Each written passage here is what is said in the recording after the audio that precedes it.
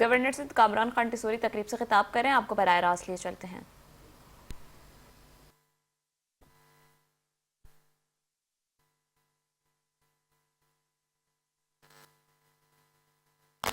مشتمل ایک پینل بنائیں اور جو ہونہار بچہ اسکالرشپ کا حقدار ہے اسے یونیورسٹیز بھی اسکالرشپ دیں اور پاکستان کی بزنس کمیونٹی بھی اسکالرشپ دیں تاکہ یہ اپنے بہترین مستقبل کے لیے آگے بڑھ سکیں۔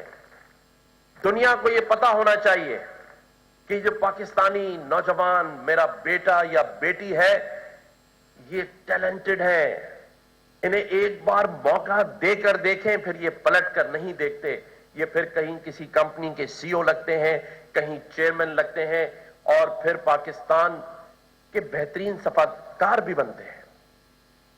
میں بہت ساری مثالیں دے سکتا ہوں اپنے ان یو ایس میں اوورسیز پاکستانیوں کی جو آج سے 20 سال پہلے پڑھ کر گئے اور آج یو ایس میں بہترین ڈاکٹرز ہیں، بہترین بزنس مین ہیں، ورلڈ بینک کے اعلیٰ عہدوں پر ہیں۔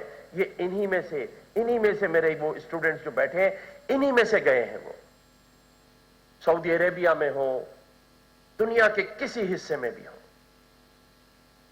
تو میں اپنی بزنس کمیونٹی سے، ڈپلومیٹک کمیونٹی سے اور اپنے faculty members, chancellor, vice chancellor اور یونیورسٹیز کے آنر سے کہوں گا کہ اسکالرشپ ضرور بڑھائیں اور ان لوگوں کے لیے جو پاکستان کا نام دنیا میں بہتر کر سکے۔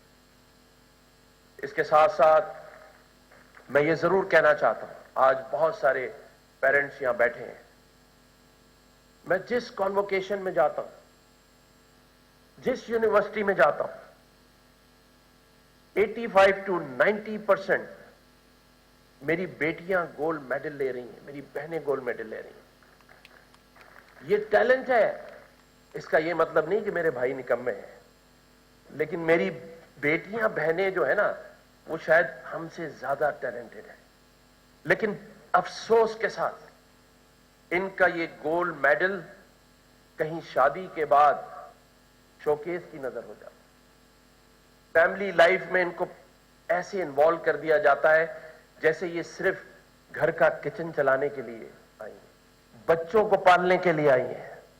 اور یہ جو میری یہاں مائیں بیٹھی ہیں نا، ان کو میں بات کرنا چاہتا ہوں کہ جس طرح آپ اپنی بیٹی کے مستقبل کے لیے پریشان ہوتی ہیں اور اس کے لیے دعائیں کرتی ہیں، اپنی بہوؤں کو بھی بیٹی سمجھ کر دعا کر کے آگے لے کر جائیں۔ اس بہو کو بیٹی سمجھیں، اور جو ماں باپ بیٹھے ہیں وہ اپنے بیٹے کی طرح اپنی بیٹی کی پرورش کریں۔ بیٹی بیٹے سے بالکل کم نہیں ہے، بلکہ وہ 2 ہاتھ آگے ہے۔ اور یہ کیسے ممکن ہوگا جب آپ اپنا دل بڑا کریں گے، یہ مائیں دل بڑا کریں گی، کوئی غم نہ کریں۔